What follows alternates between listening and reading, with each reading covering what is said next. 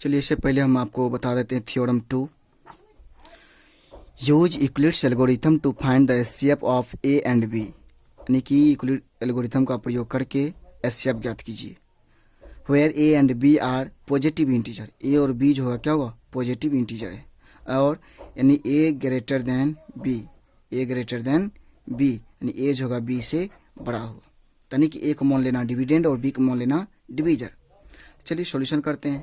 यानी कि Euclid algorithm का प्रयोग करके हमको कहता है एचसीएफ निकालने के लिए, जहां दो नंबर दिया रहेगा हमको ए और बी दिया रहेगा, और इसमें से ए और बी में हमको कोई हो सकता है कोई नंबर बड़ा होगा, जो नंबर बड़ा है यानी कि ग्रेटर होगा उसको ए मानना, जो लेस होगा कम होगा उसको बी मानना है, और बी को डिवीजर मान लेना और ए को डिविडेंड मान लेना। बी से ए में डिवाइड करेंगे। चलिए स्टेप फर्स्ट करना हमको apply Euclid's division lemma to a and b, यानी कि स्टेप 1 में करना है, अप्लाई करना है किसका, यूक्लिड्स डिवीजन एल्गोरिथम का, लेमा का। तो जो होता है and b so we find whole numbers, यानी कि हमको जो है यानी कि अप्लाई करेंगे तो इसमें हमको जो प्राप्त होगा एक होल नंबर में ही आना चाहिए, डेसिमल नहीं आना चाहिए, यानी जैसे हमको जो है ना क्वेश्चन जो होना चाहिए होल नंबर होना चाहिए। तो इसलिए क्यू एंड आर, जैसे हम बी से ए में डिवाइड करेंगे तो हमको प्राप्त होगा B and R, Q and R, Q जो होगा क्वेश्चन होगा, आर जो होगा रिमाइंडर होगा, दैट इज। तो हम प्रयोग करेंगे यहाँ पे लिखेंगे A equal to B Q plus R, और आर का वैल्यू जो होगा क्या होगा, 0 या 0 से बड़ा, बी से छोटा होगा। आर की वैल्यू जो होगा 0 या 0 से बड़ा और बी से छोटा। चलिए फिर सेकेंड स्टेप देखते हैं। स्टेप सेकेंड करना, इफ आर इक्वल टू 0, अगर आर का वैल्यू 0 आएगा then B is the HCF of A and B. यदि आर का वैल्यू 0 आ जाता है तो मेरा एचसीएफ जो होगा बी ही कहलाएगा। जैसे अभी बताते हैं आपको हम, जैसे हम चलिए 2 एंड 8 है, इस दोनों में कहेंगे एचसीएफ निकालने के लिए, यानी कि 2 से डिवाइड करेंगे 8 में, यानी क्यों, क्योंकि 2 छोटा है और 8 क्या है, बड़ा है, तो 2 डिवीजर होगा, ये डिविडेंड होगा। 2 से डिवाइड करेंगे 8 4 टाइम्स लगेगा, 8 हो जाएगा 0 कैंसिल, यानी 0 हो जाएगा यहाँ पे। तो आर देख रहे हैं 0 है और बी कितना है 2 है, तो इसलिए यदि आर इक्वल टू 0 होगा तो बी इक्वल टू क्या होगा 2, तो एचसीएफ इक्वल टू बी हो जाएगा, एचसीएफ बी का लगेगा, और बी हमको जानते हैं कितना दिया है 2 है, इसका एचसीएफ क्या हो जाएगा 2 होगा। चलिए उसी प्रकार से, ये तो शॉर्ट में इससे बता दिए एग्जाम्पल में। चलिए नेक्स्ट चलते हैं। यहाँ पे वही कर रहे हैं, यहाँ पे अगर R equal to 0 then B is the HCF of A and B, A and B. अगर आर इक्वल टू 0 हो जाएगा तो बी जो होगा एचसीएफ कहलाएगा ए और बी का। इफ आर डज नॉट 0, अगर आर 0 नहीं होगा तो then again apply the division lemma to B and R. तो यानी यदि अगर आर 0 नहीं होगा तो पुनः अप्लाई करना है किसका, डिवीजन लेमा का, यानी कि यूक्लिड्स डिवीजन लेमा का पुनः यूज करना है। 2 अगर पुनः जो अप्लाई करेंगे तो उसमें जो होगा बी को बी एंड आर आएगा, तो बी एंड आर का अप्लाई करना है, तो बी को मान लेना डिविडेंड और आर को मान लेना डिवीजर, बी को मान लेना डिविडेंड और आर को मान लेना डिवीजर। चलिए फिर नेक्स्ट पेज है, हमको अगेन वी गेट, फिर हमको प्राप्त होगा, अगर आर बराबर 0 नहीं होगा फिर हमको प्राप्त होगा, फिर नहीं प्राप्त होगा फिर उसी प्रकार से जो हम डिवीजर होगा मेरा उसको डिविडेंड कर लेना है, जो रिमाइंडर रहेगा उसको डिवीजर कर लेना है, सॉरी जो डिवीजर रहेगा उसको डिविडेंड कर लेना, जो रिमाइंडर रहेगा उसको डिवीजर कर लेना। The continue the process till the remainder is 0, यानी कि ये प्रोसेस तब तक नहीं करते रहेंगे जब तक 0 नहीं आएगा। क्या चीज़ 0, रिमाइंडर 0 नहीं आएगा। तो the divisor at this stage will be the required HCF. अगर यही प्रोसेस करते रहेंगे, अगर हमको रिमाइंडर 0 आ जाएगा तो इस कंडीशन में जो है मेरा डिवीजर जो कहलाएगा एचसीएफ होगा। फॉर एग्जांपल चलिए एग्जांपल बताते हैं।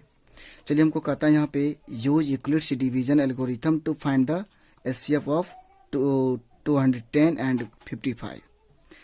चलिए आप लोगों को बताते हैं हम सॉल्यूशन यहाँ पे लिख लेंगे, यानी कि लेट कर लेंगे, let A equal to 210 B equal to 55, यानी ए जो है बड़ा है ग्रेटर देन बी, यानी कि बी से डिवाइड करेंगे ए में 210। और यहाँ पे लिख देना है यूक्लिड्स, हम शॉर्ट में लिखते हैं, समझ जाइएगा, यूक्लिड्स डिवीजन लेमा।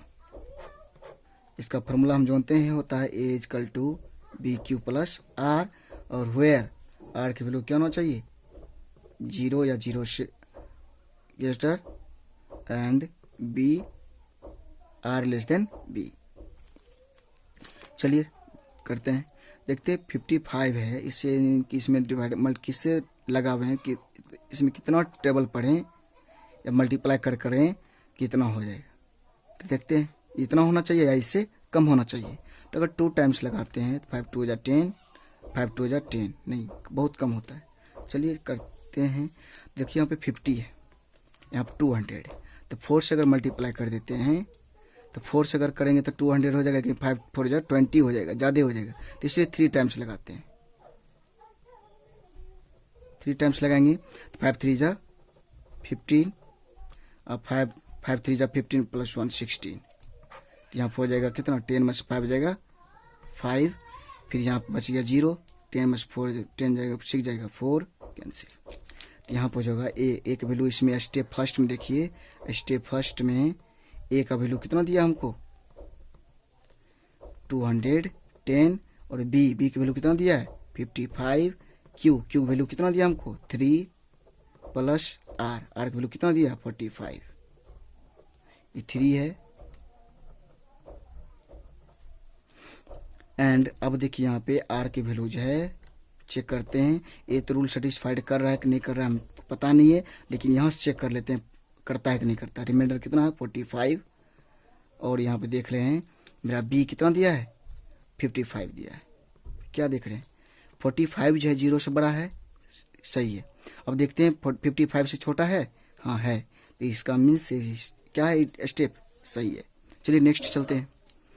अब देखिए रिमाइंडर को बोले थे अगर 0 नहीं आएगा, यानी कि आर डज नॉट 0 आया, इसलिए यहाँ पे रिमाइंडर को डिविजन में लेना है, और जो डिविजर था उसको डिविडेंड कर लेना है। तो 1 टाइम्स लगेगा 45, यानी 5 में से 5 जाएगा 0, 4 में से 4 जाएगा 1। तो इस कंडीशन में स्टेप 2 में क्या हुआ, मेरा जो हुआ ए डिविडेंड कौन कहलाएगा इसमें स्टेप सेकेंड में, इसमें जो होगा 55 इजकल टू बी की वैल्यू कितना होगा 45 इंटू क्वेश्चन कितना होगा 1 प्लस आर कितना हो जाएगा 10। अब देखते हैं आर की वैल्यू कितना आया, आर की वैल्यू 10 आया, और बी कितना दिया 45 दिया।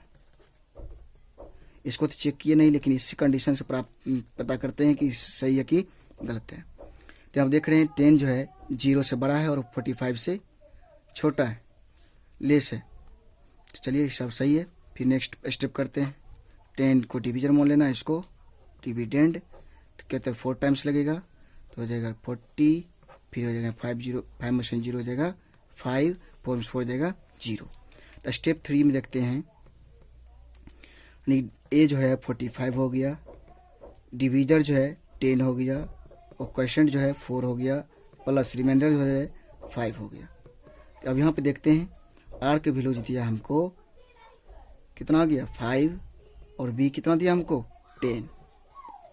अब देखिए यहाँ पे यानी कि रिमाइंडर जो है क्या है 0 से बड़ा है, ग्रेटर है, एंड 10 डिविजर से लेस है, करेक्ट सही है। इसका मीन्स ए भी स्टेप मेरा क्या है सही है।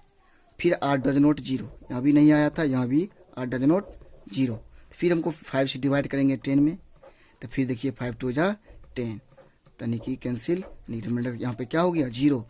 स्टेप 4 में देखिए क्या हो गया, यानी कि हमको ए जो निकल गया 10, और बी जो निकल गया 5, और क्यू जो निकल गया 2, और आर जो निकल गया 0, यानी कि क्वेश्चन जो आगे सॉरी मेरा रिमाइंडर जो होगा यहाँ पे देखिए, यहाँ पे रिमाइंडर क्या आ गया 0, और यानी कि मेरा जो है डिविजर है 5 है। इस कंडीशन में देखते हैं यहाँ पे आर इजकल टू क्या हो गया 0। तो आप लोगों को बीच बोले थे यहाँ पे देखिए इसको सेटिस्फाइड कर रहा है ना 0 की इक्वल में, तो बोले थे आर की वैल्यू 0 की इक्वल में होना चाहिए। अब यहाँ पे आर इजकल टू 0 हो गया, इस कंडीशन में बोले थे आपको आर इजकल टू 0 होगा तो S C F equal to divisor, यानी डिवीजर क्या डिवीजर हो जाएगा, और S C F equal to यानी डिवीजर इजकल टू हमको पता है लास्ट स्टेज में डिवीजर कितना दिया है 5 दिया है, तो इसलिए S C F equal to क्या हो जाएगा 5। तो मेरा हिसाब सही है। लेकिन आप लोग जब बनाइएगा तो कितना क्या करते हैं, सिर्फ इस टर्म्स को लिखते हैं, इसको A equal to B Q plus R, लेकिन इस टर्म्स को नहीं लिखते हैं, इस रिमाइंडर को नहीं दर्शाते हैं। तो आपको जो इस रिमाइंडर को भी दिखाना है, क्योंकि इसको तो हम प्रूव्ड नहीं कर रहे हैं, तो प्रूव्ड नहीं कर रहे हैं तो कैसे पता चलेगा हिसाब सही है कि गलत है। लेकिन अगर इसको अगर सेटिस्फाइड कर रहा है तो मेरा करेक्ट होगा कि हिसाब सही है, नहीं तो गलत हुई हो सकता है। हाँ, एक चीज़ और बताना चाहते हैं कि जो यहाँ पे ऑप्शन में आएगा, हो सकता है स्टेटमेंट आएगा, यूक्लिड डिवीजन लेमा का स्टेटमेंट आएगा, तो यहाँ पे greater than 0 less than R, 0 less than R और आर लेस देन बी, लेकिन यहाँ पे इक्वल टू नहीं होगा, यहाँ पे इक्वल टू आएगा तो गलत हो जाएगा। तो इसलिए बी जो है रिमाइंडर के कभी यानी कि आर रिमाइंडर जो है बी के इक्वल में कभी नहीं आता, हमेशा छोटा आता है। बी छोटा आएगा तो क्या होगा पॉजिटिव, यानी कि 0 से बड़ा, तो बोल ही दिए। चलिए आप लोगों को होमवर्क रहा, होमवर्क दे देते हैं। आप लोगों का होमवर्क है use Euclid's division algorithm to find the HCF of. Note करना चाहते हैं नोट कर सकते हैं। Use Euclid's division algorithm to find the HCF of, यानी कि यूक्लिड डिवीजन एल्गोरिथम का प्रयोग करके एचसीएफ निकालना है। तो पहला है आपका क्वेश्चन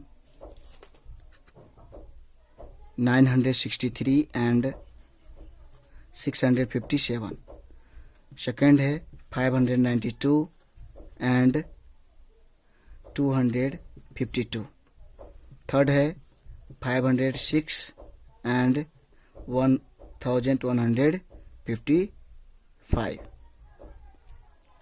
फोर्थ है 196 एंड 38,220।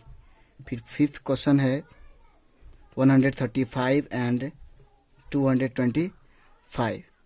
फिर 6 नंबर क्वेश्चन है 867 एंड 255। ये सबको होमवर्क बनाइए।